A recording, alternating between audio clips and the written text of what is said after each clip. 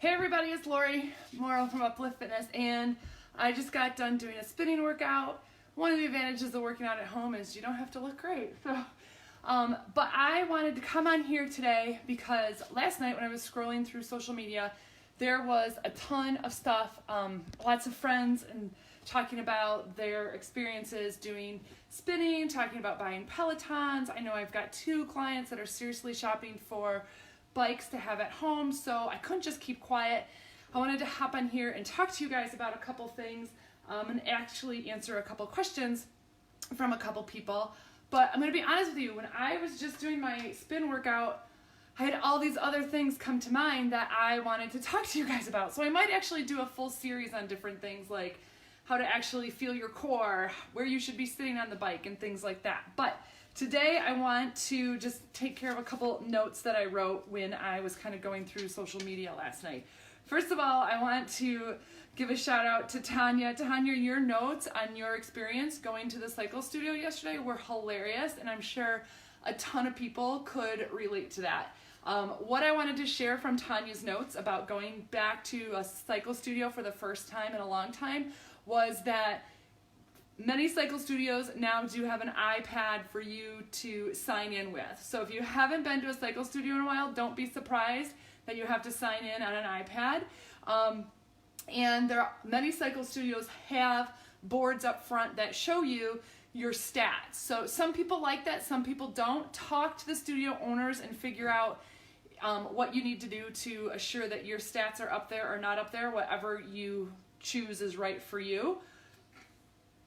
And the other thing I wanted to remind you guys about was that when you go into a studio, I assure you that everyone there feels a little unsure. Even the people that you think are like professional cyclists, they're a little unsure if they should be there. Maybe they should be at home on their own trainer, on their own bike.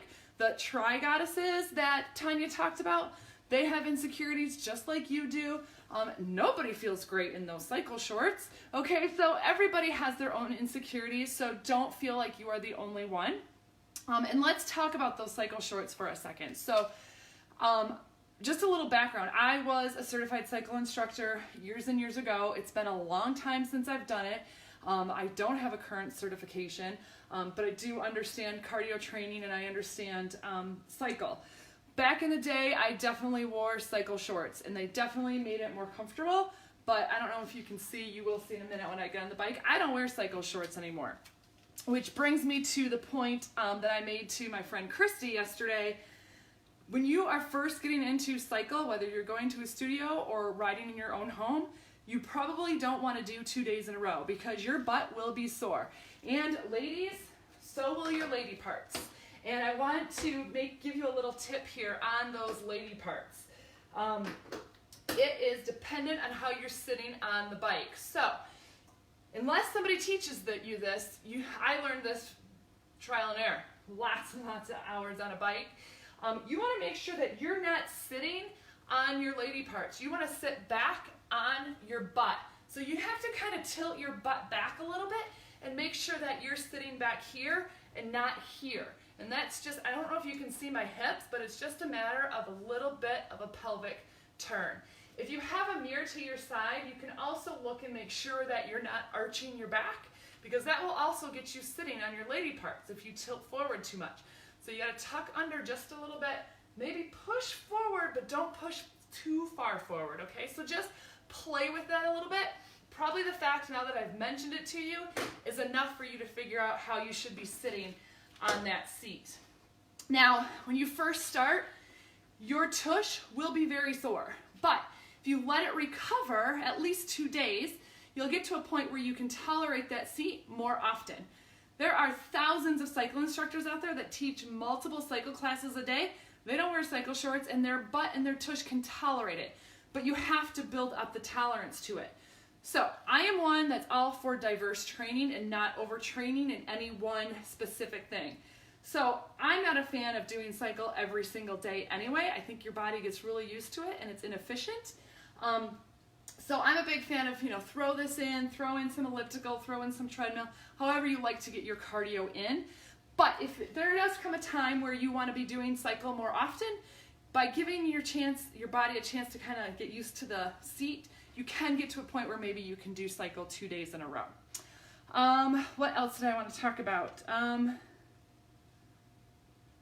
Oh, Christy, you asked me about calories burned on the spin or on the cycle bike versus your HIIT classes.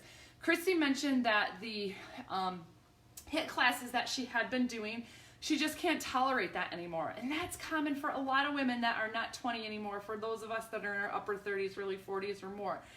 Those high intensity interval boot camp type classes, going 5 days a week, that's a lot of strain on your body. And if you've been doing it for years, you may find you want something else to kind of complement that or substitute something else in. And cycle is probably a great substitute for it. If you're kind of spreading out your HIIT classes and maybe putting in some cycle classes, that's a great way to kind of not cycle back to back, not do HIIT back to back, and kind of mix things up. Christy, you specifically asked me about calories burned.